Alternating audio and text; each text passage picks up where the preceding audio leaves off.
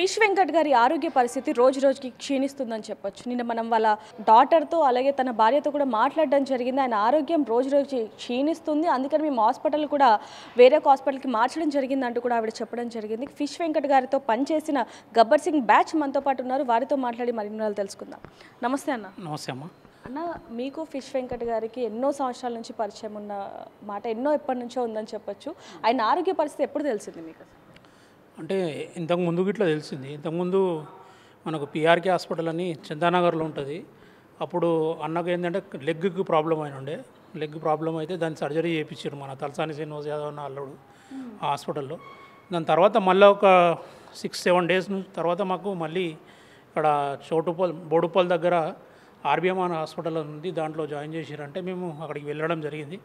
వెళ్ళిన తర్వాత అన్న పరిస్థితిని చూసి చాలామందికి మేము ఇట్లా హెల్ప్ అడగడం జరిగింది. హెల్ప్ అడగడంతో మన మైనంపల్లి హనుమంత్ అన్న, విశ్వక్సేన్ బాబు గారు, పవన్ కళ్యాణ్ గారు ఇట్లా సహాయం చేయడం జరిగింది. అంటే అన్న, పవన్ కళ్యాణ్ గారు సహాయం చేశారా? ఎందుకంటే దానికి సంబంధించి వార్తల్లో కూడా ఏమీ రావట్లేదు అని చెప్పొచ్చు. చేశాడు. 2 లక్షలు ఆల్రెడీ వెంకటన్ననే ఇంటర్వ్యూ ఇచ్చిండు ఆల్రెడీ. మళ్ళీ వెళ్దాం అనుకునేసరికి మేము అంటే సార్ వాళ్ళ మమ్మీ కూడా హాస్పిటల్లో ఉండే అప్పుడు కొంచెం బిజీ ఉండి మళ్ళీ వెళ్ళలేకపోయినాము. ఈ ఫర్దర్గా మళ్ళీ వెళ్తాం మేము సార్ దగ్గరికి, దృష్టికి తీసుకుంటాం సార్ దృష్టికి. సార్ ఏమంటారో తెలుసుకుంటాం మేము. ఫిష్ వెంకట్ గారి ఆరోగ్య పరిస్థితి క్షీణిస్తుంది అన్నప్పటి నుంచి మీరు ఆయనకి ఎంతో తోడుగా ఉన్నమాట వాస్తవమే అని చెప్పొచ్చు. కానీ ఇప్పుడు హాస్పిటల్ మార్చడానికి గల కారణం ఏంటి ముఖ్యంగా?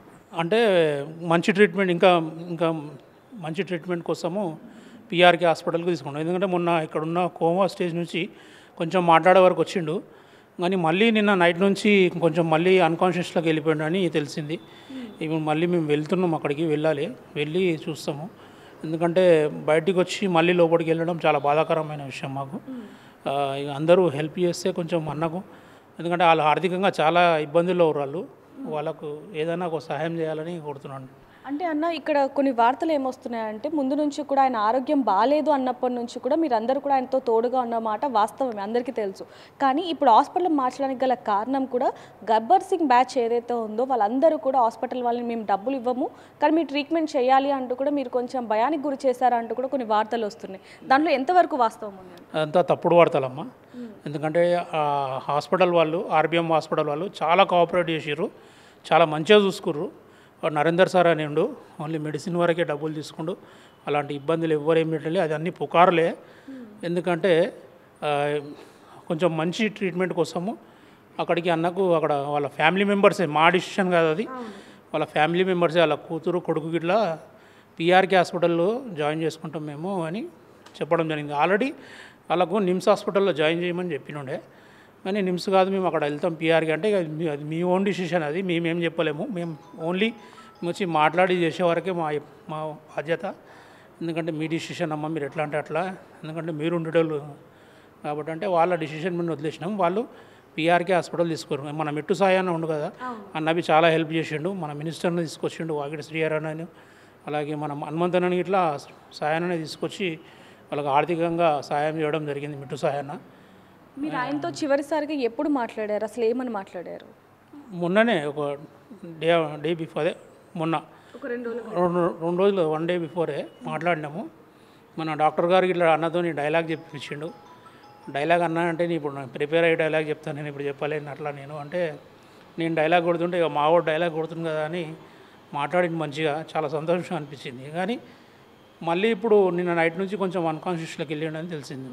అంటే ఆయన ఎన్నో సినిమాలు చేశారు, అంటే మీతో కావచ్చు లేకపోతే పెద్ద పెద్ద హీరోలతో ఎన్నో సినిమాలు చేసినప్పటికీ కూడా ఇండస్ట్రీ నుంచి ఎందుకని స్పందన లేదు అంటారు? అసలు పెద్ద పెద్ద హీరోలతో చేసినప్పటికీ కూడా ఇప్పుడు వరకు ఎవరు స్పందించట్లేదు, ఎందుకని?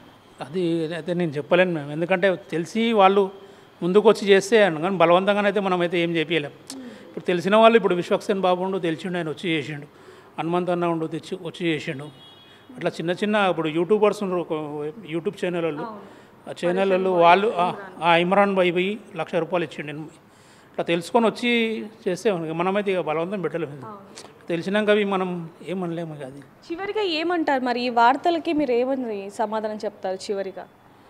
అంటే ఏం వార్తలు అంటారు? అదే మీరు హాస్పిటల్ వాళ్ళ యాజమాన్యాన్ని బెదిరించారు? లే అంతా తప్పుడు వార్తలు. ప్లీజ్ దయచేసి మాకు బెదిరిపోయేవాళ్ళు కాదాళ్ళు. ఎందుకంటే బెదిరిస్తే మంచి ట్రీట్మెంట్ ఏడైతే చేస్తారు వాళ్ళు భయపడి. అట్లాంటిది ఏం లేదు భయ్యా, అన్ని తప్పుడు వార్తలు. అది బెదిరించుడు ఏం లేదు. ప్యార మొహబ్బతోనే మేము అడిగినాం. వాళ్ళు బి చాలా సహకరించారు. వాళ్ళు డాక్టర్ సాబ్ వద్దు అన్నా కానీ వాళ్ళు అక్కడ వేయరు. అది వాళ్ళ ఇష్టం, ఫ్యామిలీ మెంబర్స్. అంటే డాక్టర్స్ అక్కడే ఉండి ట్రీట్మెంట్ చేయించుకోమని చెప్పారు. అన్నాడు ఇక్కడ వస్తే ఉంచండి, ఎందుకంటే మినిస్టర్ వాళ్ళందరూ వచ్చారు కదా, వాళ్ళు ఏమైనా ఉంటే నేను చూసుకుంటాము అంటే ఫర్దర్గా మంచి హాస్పిటల్కి తీసుకెళ్తాం ఇంకా మెరుగైన ట్రీట్మెంట్ కోసం అని మేము అక్కడ తీసుకెళ్తామంటే యాజ్ యువర్ విష్ అని డాక్టర్ సాబ్ అన్నాడు. వాళ్ళు అక్కడ తీసుకెళ్ళారు. సో చూడొచ్చు, ఫిష్ వెంకట్ గారి ఆరోగ్య పరిస్థితి బాగాలేదు కాబట్టి హాస్పిటల్ మార్పు చేశారే తప్ప మాది ఎటువంటి జోక్యం కూడా లేదు అంటూ కూడా గబ్బర్ సింగ్ టీం అయితే అంటున్న పరిస్థితి అని చెప్పొచ్చు. ఏదైనప్పటికీ ఆయన ఆరోగ్య పరిస్థితి మాత్రం కుదుట పడాలని కూడా మనం కోరుకుందాం. మరిన్ని వార్తల కోసం చూస్తూనే ఉండండి big TV. For more videos like this, subscribe Big TV channel.